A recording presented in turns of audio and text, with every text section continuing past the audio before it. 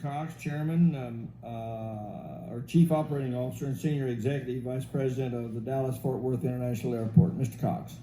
Thank you, Mr. Chairman and members of the committee.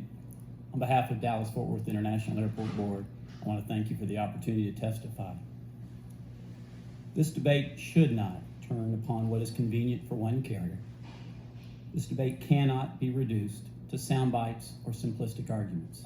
This is a real, very serious public policy issue. And despite the testimony to the contrary, this debate really has nothing to do about the freedom to fly or about a law that is being portrayed as anti-competitive. The fact is that there is a competitive, level playing field today called Dallas-Fort Worth International Airport, where 6 low-cost carriers compete side by side with legacy carriers and continue to provide wonderful flight options to the traveling public. Instead, this debate is about a single carrier that refuses to compete with every other carrier at DFW and blames a piece of legislation for its refusal to initiate service.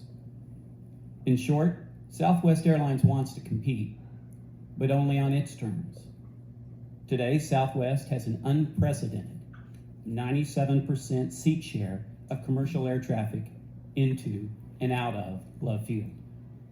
There is not another major airport in the United States more dominated by a single carrier than Dallas Love Field.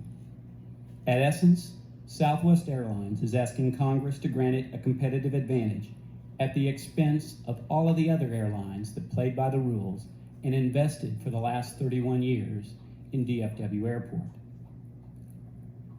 Good public policy never has, nor never should be, predicated upon what is convenient for one carrier or its shareholders.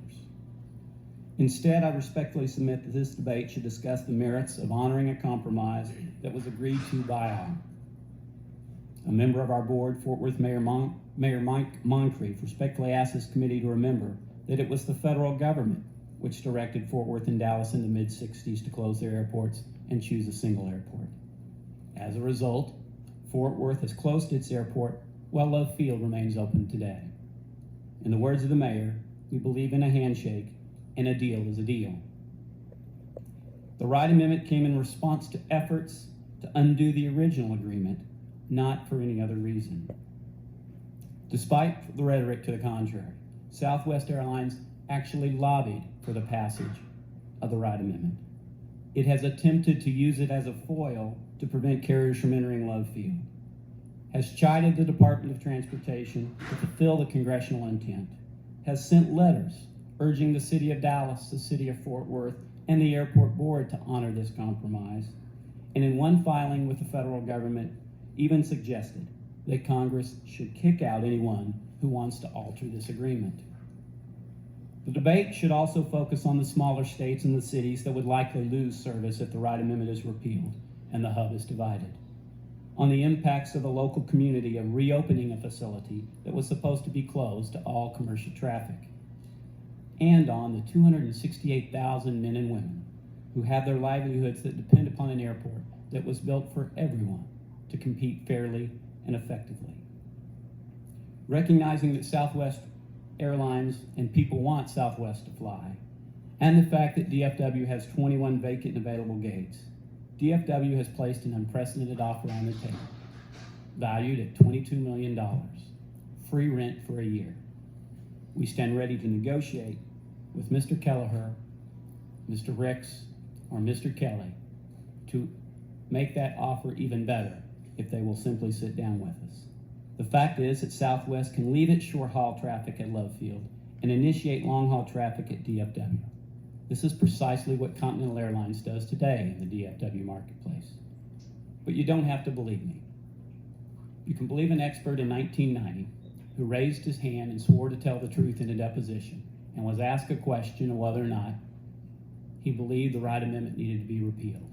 And he unequivocally answered no.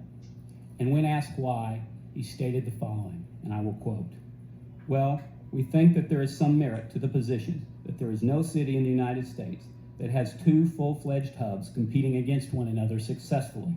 We too have to agree, as a matter of logic and principle, that if you allowed Love Field to come up to a full-fledged hub in opposition to DFW Airport, that indeed air service to the Metroplex would suffer to some extent, because basically a hub-and-spoke system depends for its success upon attracting passengers from a multitude of spokes that will fill up an airplane going to another destination.